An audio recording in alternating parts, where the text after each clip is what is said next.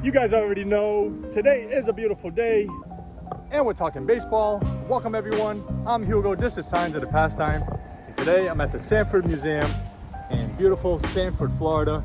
And inside this building, not only does it document the history of Sanford, but there's quite a bit of baseball history from this town right here. So we're gonna go inside, go for a little tour, talk about some of the players who grew up here in Sanford and are featured in this museum here. So let's get into it. As you walk into the museum, right away you're welcomed with this poster. So you know there's going to be a lot of baseball stuff. These bats belong to David Eckstein and Tim Raines, who we're going to talk about here in a minute. This bat was made especially for Babe Ruth by Zen Beck, who's also from the area. And that is Zen Beck's 1915 M101-5 card. It's the same as Babe Ruth's rookie year card. In this video, I'm also going to cast my first ballot for the YouTube Sportscard Hall of Fame, and my very first vote is going to go to Orlando from A Collector's Dream. And look at this, baseball cards! Man, I like this place already. I'm expressing how excited I am to be walking into this room with all the sports memorabilia, and I'm going to start right here with David Eckstein, one of Sanford's native sons, who was born and raised right here and played high school ball all the way to the major leagues. And you know I had to bring my own baseball card. I have this autograph when he was drafted by my Red Sox. And David Eckstein reminds me of my second vote, and that is Dylan of Double D Vintage Baseball Cards. Dylan and David Eckstein may not be the biggest guys, but they have the biggest hearts. As we know, David Eckstein became a World Series MVP, winning the championship twice, once with the Angels in 2002 and again with the Cardinals in 2006. This is the bat he used to get his first big league hit. What a display! And now I want to show you guys a nearby youth baseball complex that is named after David Eckstein's dad, Herbert Whitey Eckstein, who was a longtime city commissioner here in Sanford. It's a great complex named after a great family. And we have more vintage baseball cards. This is of Sid Hudson, who got his start with the Sanford Lookouts in 1938. And in 1948, the Gray Bambino paid a visit to Sanford. And that brings up my third vote, and it's for T. Sean Shannon, who in his latest video showed a card of the Babe wrestling with a bear, and it's quite possible that that bear was in those woods back there in Sanford behind the Babe. I don't know, it's possible. If you watch the movie 42, then you'll know about Jackie Robinson's experiences here in Sanford. Now looking at this display reminds me of my fourth vote, and that is for Eddie's Cardboard Chaos. Now Eddie did a great free Jackie project where he gave away baseball cards of Jackie to his students at his school. And I thought that was one of the greatest things in the past year. Now the man who was broadcasting Dodger games back then was the legendary Red Barber, who got her start right here in Sanford. He even called the very first game that Jackie ever played in back in 1947.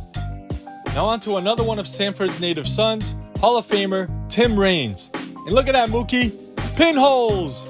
Tim Raines played for a few ball clubs in his long and great career, winning a couple of championships with the New York Yankees in the late 90s. One of his awesome achievements was getting to play in the same game with his son, Tim Raines Jr., and they did that in 2001 against the Red Sox. Tim Rock Raines was a real special talent. I loved this card as a kid, where it said Rock Raines. Loved reading the back with all those great stats that he had compiled in his illustrious career.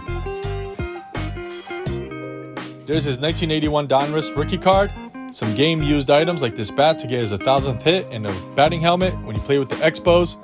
I remember his time on the White Sox really well. That brings me to my fifth vote, and that's for Dre Diaz. Mr. and Mrs. Diaz put out the greatest quality videos on YouTube. I enjoy everything they put out, from card show videos to estate sale finds, breaks, or even just having fun at Disney, which is right down the road here from Sanford. They really do have that magic touch. And they seem to always find items that look like this on this display case, which is amazing. And check out these bats, game used in the All-Star Game, signed by Tony Gwynn and Gary Carter. Just great pieces on display here. Sanford has quite the history with baseball. They even have ties to a bridge player. One of the last guys to make the major leagues from the Negro Leagues was Al King. And this brings up my sixth vote, and that is for Shane at Shoebox Legends, who does a great job with the bridge players. My seventh vote is for the guy most likely to do a player spotlight on someone like Larry Parrish. and that is Vintage Card Steve. Davey Johnson was a great manager with the Mets, even winning the championship in '86, and he managed Darryl Strawberry, which reminds me of number 8 guy on my list, Doug at Don't Talk to Robots.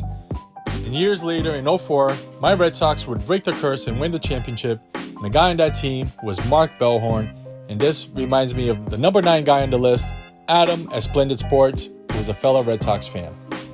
For the last 10 years of the New York Giants' existence before moving to San Francisco, they trained right here in Sanford. A lot of the players stayed at the Mayfair Inn, and it's right down the street from the museum here on the same road, and the hotel is still intact today. It's a beautiful property right on the water. They had a great training facility here. As you can see in this photo, I've done a video on this before, but that is Sanford Memorial Field there, and those dormitories no longer exist. It's just an open field, as you'll see at the end of this video. There's an old New York Giants uniform. There's an old signed baseball by Hall of Famer Carl Hubbell, who actually ran the operations for many years here. And check out this facility, 8 different baseball fields. It just looks amazing. And this ball is signed by Stan Musial, who actually pitched the game here in Sanford, his last one.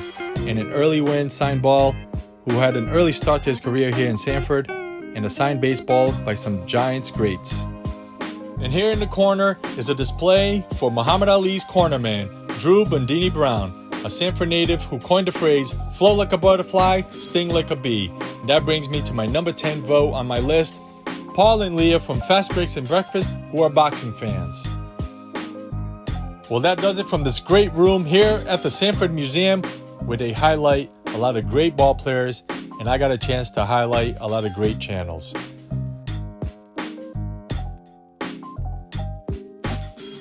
If you're ever in the Sanford, Florida area, I highly recommend adding the Sanford Museum to your list of stops. As you can see, they do a good job documenting their past and honoring the great people that are from here. Baseball is a big part of their history and will continue to be for a long time. It seems like everywhere you turn, the signs of the pastime are all around. And remember, we can't all be good athletes, but we can all be good sports card content creators. Thank you for watching, and take care.